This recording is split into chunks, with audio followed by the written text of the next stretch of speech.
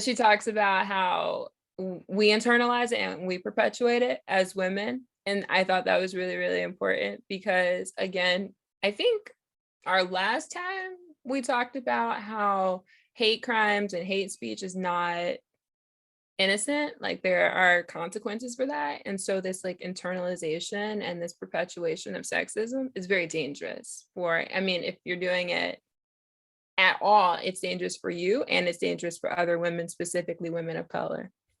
It's so scary because we're like, oh, we're not just being outwardly racist, you're being racist in your head and you're not even aware of it. It's like one of those, like, we're all walking around like racist zombies without brains.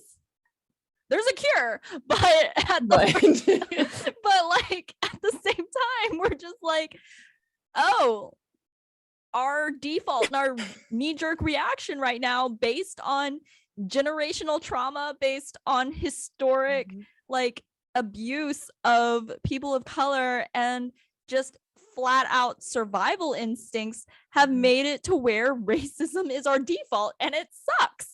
Yeah, and it just speaks to the importance of understanding what you think, your biases, and working towards that, because we all have them. I definitely could have used this chapter a couple of years ago. I grew up in a very conservative Christian background. And like I said, I knew fast tail girls. Like I knew that term. I knew what that was about.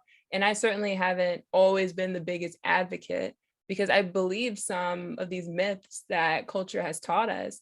But in order for me to understand, I had to learn things. I had to read perspectives. I had to grow up. I had to experience life.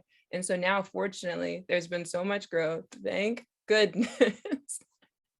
But I mean, even me, well-intending, I still have to put in my work because otherwise I could still do harm.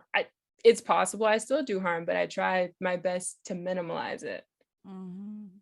Exactly. And I think that's the best that we can all do is to try to not be racist zombies.